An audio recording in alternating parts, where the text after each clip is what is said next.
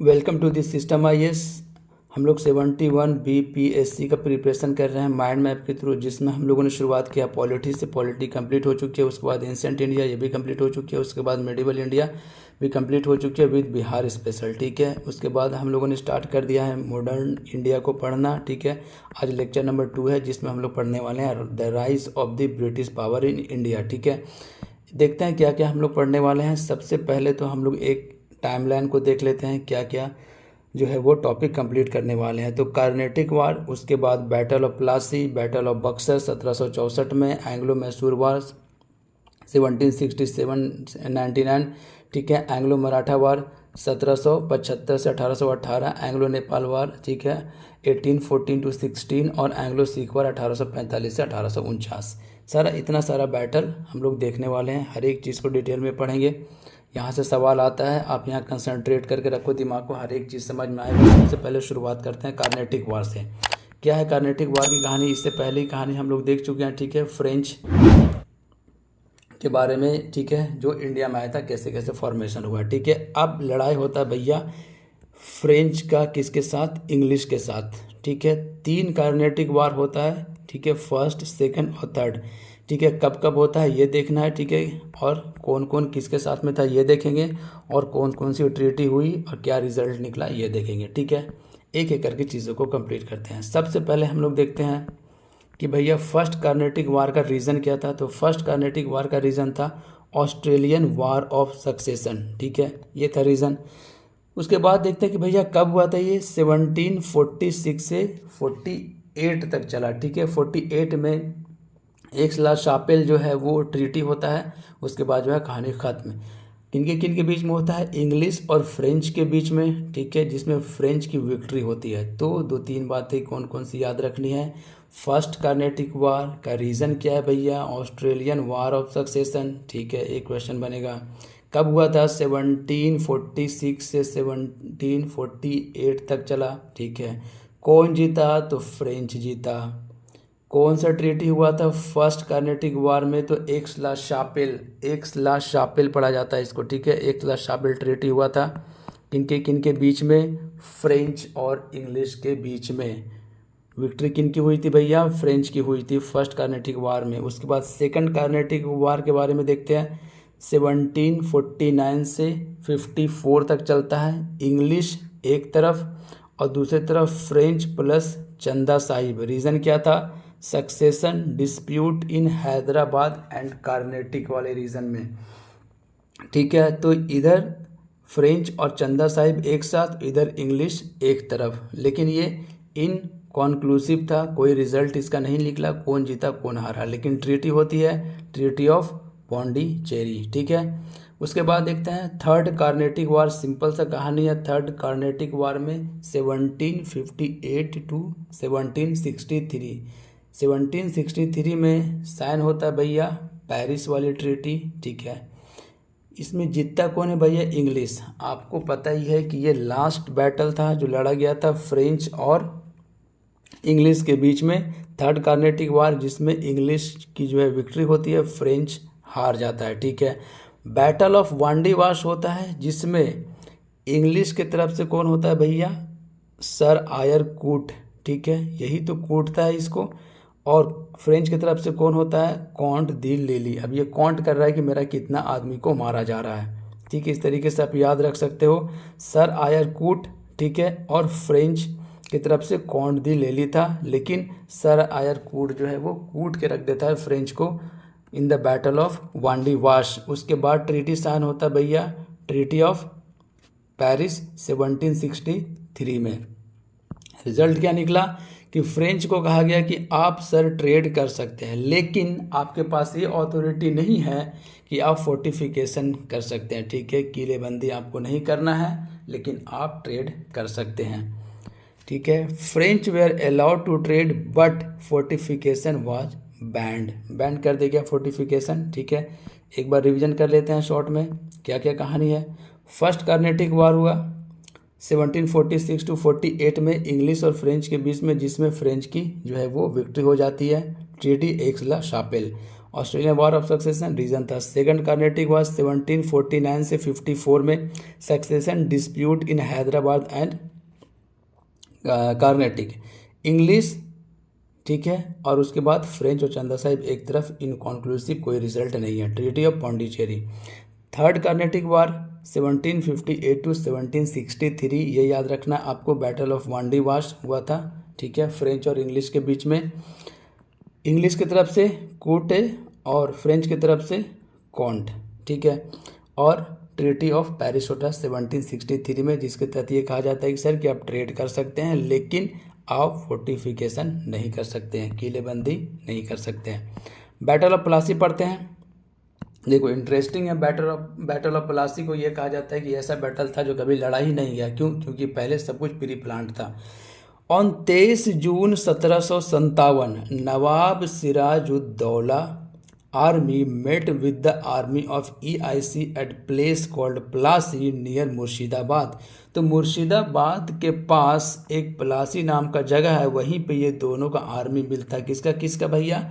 सिराजुद्दौला। एक सवाल तो ये बनेगा कि किनके किनके बीच में हुआ था। तो एक तरफ था सिराजुद्दौला, ठीक है, नवाब ऑफ बंगाल, और दूसरे तरफ था EIC कंपनी, ठीक है, इसका फोर्स। तो सिराजुद्दौला की आर्मी और EIC की आर्मी मिलती है प्लासी में, ठीक है, वहीं पे युद्ध होता है। लेकिन सबसे तो पहले से तो प्री प्लान था कहानी, ठीक है। According to pre plan conspiracy Mir Jafar betrayed. आपको पता है कि मीर जाफर जो है वो धोखा देता है, और सिराजुद्दौला इन दिस बैटल क्या होता है, किसको? सिराजुद्दौला को, और बैटल जो है डिफीट हो जाता है, जीत होती है EIC की, और हारता कौन है भैया? Sirajuddaula. Resulted into victory of EIC, ठीक है। Nawab fled to Murshidabad. मुर्शिदाबाद भाग जाता है सिराजुद्दौला, लेकिन वहाँ पे उसको मार दिया जाता है। कौन मारता है भैया? मीर मीरन, जो कि बेटा था मीर जाफर का। तो कहानी क्या है? कहानी सिंपल सा ये है कि 23 जून 1757 को, ठीक है, दोनों की सेना जो मिलती है भैया प्लासी में, वहीं पे युद्ध होता है। लेकिन सबसे पहली बात ये कि पहले सब प्री प्लान्ड था। मीर जाफर धोखा देता है इस तरीके से किसको? सिराजुद्दौला को, और इस तरीके से विक्ट्री हो जाती है किसकी? EIC की। और नवाब जो है यानी कि सिराजुद्दौला भाग जाता है कहाँ? मुर्शिदाबाद। तो वहाँ उसको मार दिया जाता है किसके द्वारा? मीरन के द्वारा, जो कि बेटा था मीर जाफर का।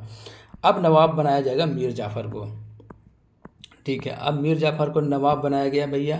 Mir Jafar install as a Nawab and he granted zamindari of 24 Pargana to EIC। 24 Pargana का जमींदारी दे देता है किसको भैया? कि आप जाकर रेवेन्यू कलेक्ट कीजिए, किसको? EIC को, ठीक है।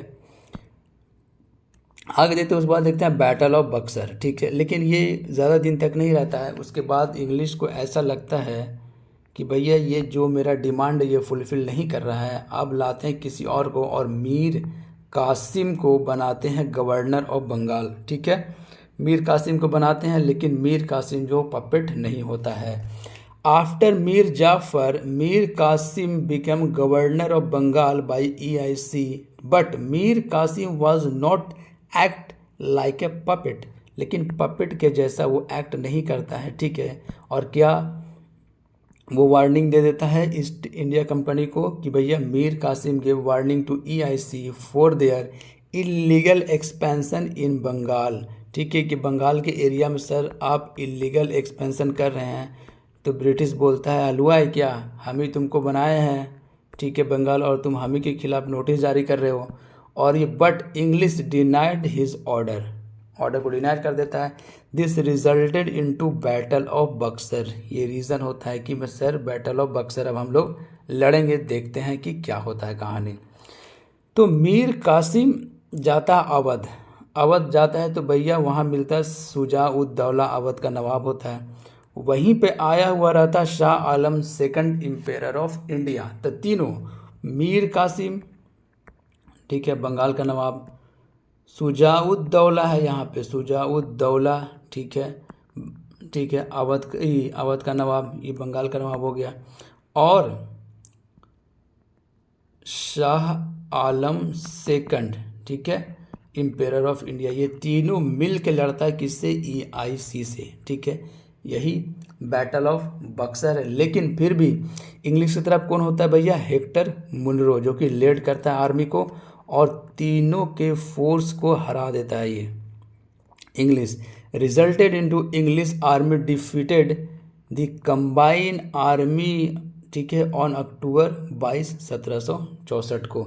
ये तीनों का जो कंबाइन आर्मी था इसको हरा देता है हेक्टर मुनरो, ठीक है, कब, अक्टूबर 22 अक्टूबर 1764 को। इसके बाद, ठीक है, हर एक बैटल के बाद एक ट्रीटी रखा हुआ है।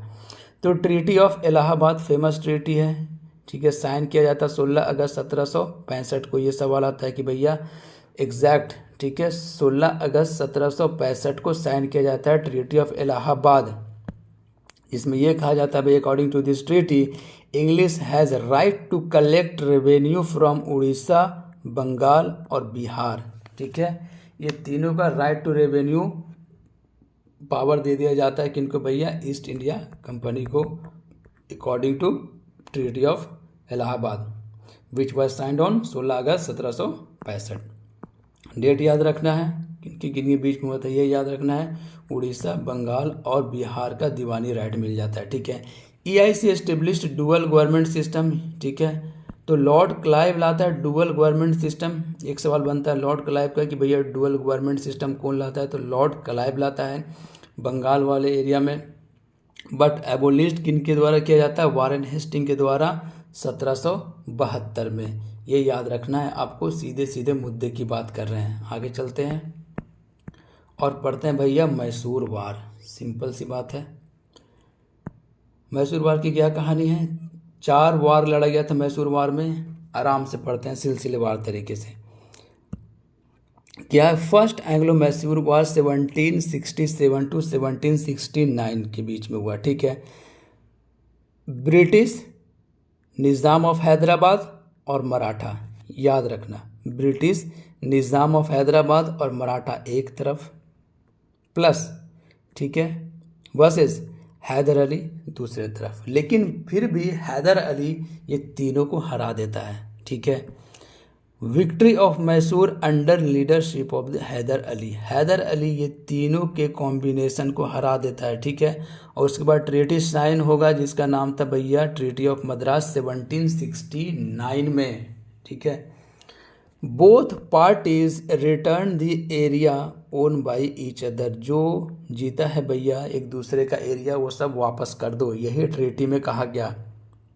तो ये जो कॉम्बिनेशन था ब्रिटिश, निज़ाम ऑफ हैदराबाद और मराठा, ये तीनों को कौन हराता है भैया, हैदर अली हरा देता है। सेकंड एंग्लो मैसूर वार पढ़ते हैं, ठीक है, जिसमें हैदर अली, मराठा और निज़ाम ये तीनों एक साथ, और दूसरे तरफ सर आयर कूटे। कितना डेडली कॉम्बिनेशन था ब्रिटिश के लिए भैया कि हैदर अली किसको किसको अपने साथ ले लिया, मराठा को भी ले लिया और निज़ाम को भी ले लिया, और दूसरी तरफ है सर आयर कूटे। तो कूटेगा, सिंपल सी बात है, जीतेगा, क्योंकि फ्रेंच वाले आर्मी को जब हरा दिया था ये सर आयर कूट। तो फिर treaty of Mangalore after defeating the deadly alliance, ठीक है, ये डेडली अलायंस को हराने के बाद ट्रीटी ऑफ मैंगलोर साइन होता है, ठीक है। इस वक्त जो गवर्नर जनरल था उसका नाम क्या था भैया, वारेन हेस्टिंग। यहाँ से सवाल आता है कि सेकंड एंग्लो मैसूर वार में गवर्नर जनरल कौन था, तो था भैया Warren Hasting.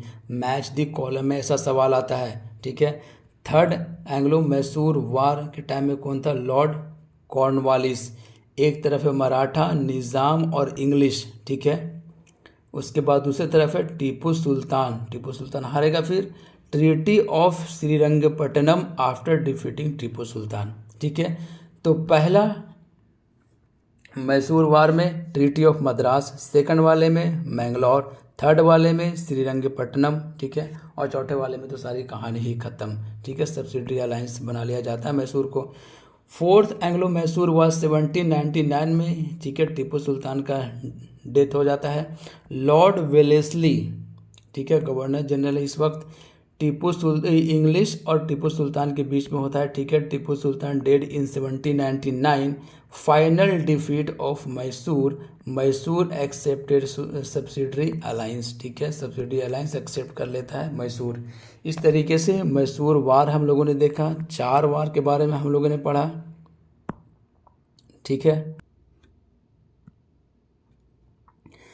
First Anglo Mysore वार में, ठीक है, ट्रीटी ऑफ मद्रास, ठीक है, जीतता कौन है भैया, हैदर अली। सेकंड एंग्लो मैसूर वार में मैंगलोर, ट्रीटी ऑफ मैंगलोर, जीतता कौन है, इंग्लिश।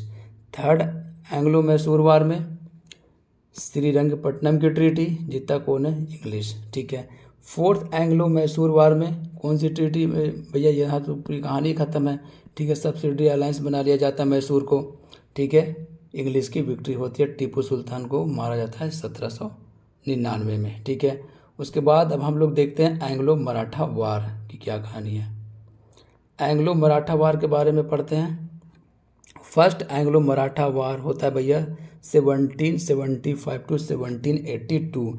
नीदर साइड वोन दिस बैटल, दोनों में से किसी की तरफ जो है वो जीत की घंटी नहीं बजती है sir. The war ended when both this side made peace by signing treaty of Salbai. सीधा सीधा सवाल आएगा कि भैया ट्रीटी ऑफ सालबाई किसके किन के बीच में जो है वो साइन किया गया था, तो मराठा और इंग्लिश के बीच में। सिंपल सवाल बनता है, ज़्यादा कुछ नहीं है, ठीक है। This treaty maintain 20 years of peace, ये ट्रीटी जो है 20 साल तक पीस जो है वो मेंटेन करके रखता है, ठीक है। आगे चलते हैं, सेकंड एंग्लो मैसूर वार पढ़ते हैं। 1803 से 1805 के बीच की सारी कहानी है। The British army led by Arthur Wellesley under the commander of, ठीक है, गेरार्ड लेक, ठीक है, याद रखना Gerard Lake, made with Maratha army of Scindia and Bhonsle, ये दोनों को हराता है, ठीक है। क्या कहानी है, आगे चलते हैं। तो भाई the British army led by the Arthur Wellesley under the commander of the Gerard Lake met with the Maratha armies of the Scindia and Bhosle. In this battle EIC got victory and Scindia और Holkar become the subsidiaries of EIC, ठीक है।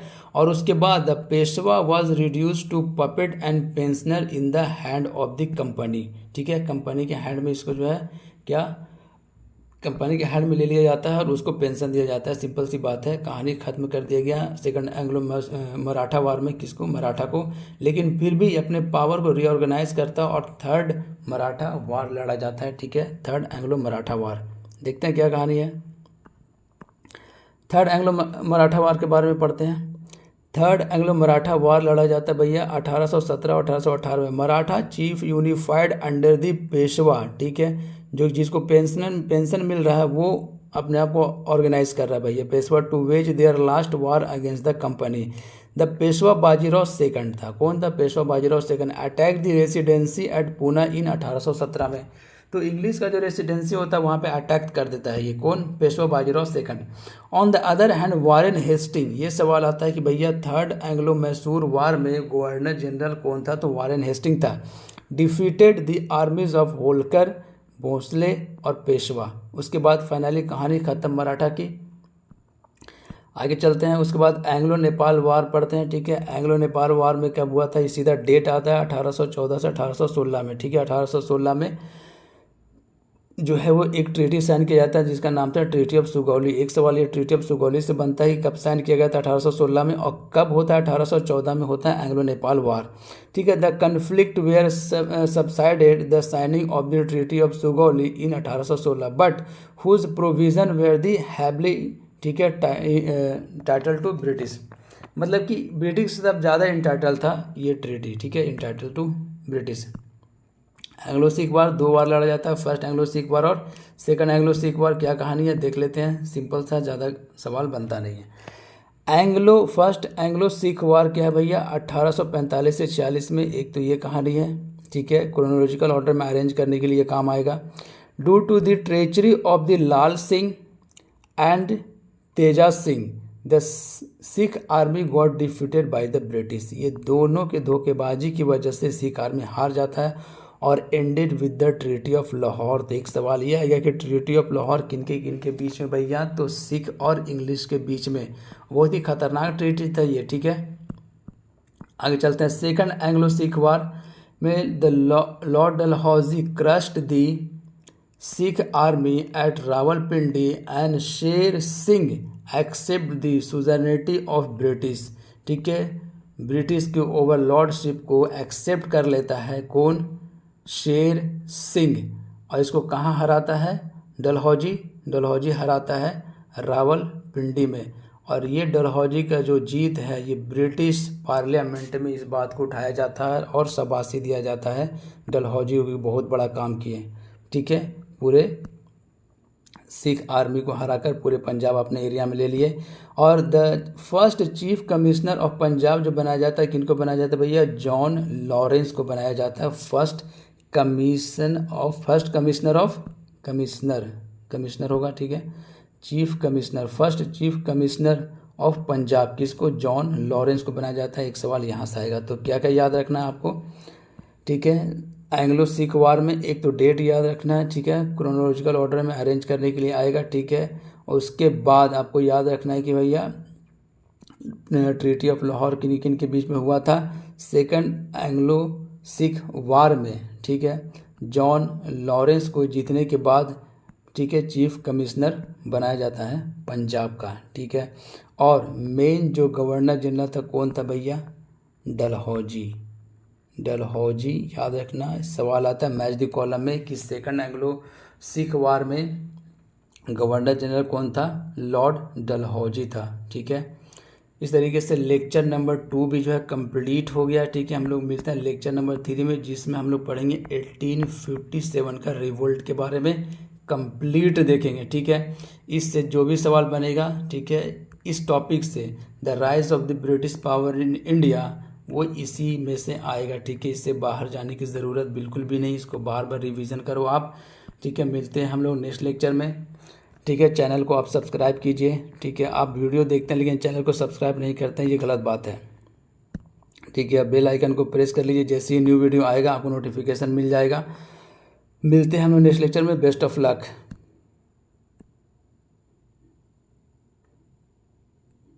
इसका अगर PDF चाहिए तो PDF आपको मिलेगा Telegram channel पे, और टेलीग्राम चैनल का लिंक जो है आपको मिलेगा चैनल के डिस्क्रिप्शन बॉक्स में, वहाँ से जाकर आप ज्वाइन कर लीजिए, ठीक है। अभी तक जितना भी लेक्चर हुआ है सबका पीडीएफ वहाँ पड़ा हुआ है, वहाँ से जाकर आप डाउनलोड कीजिए और आराम से पढ़िए, ठीक है। Best of luck.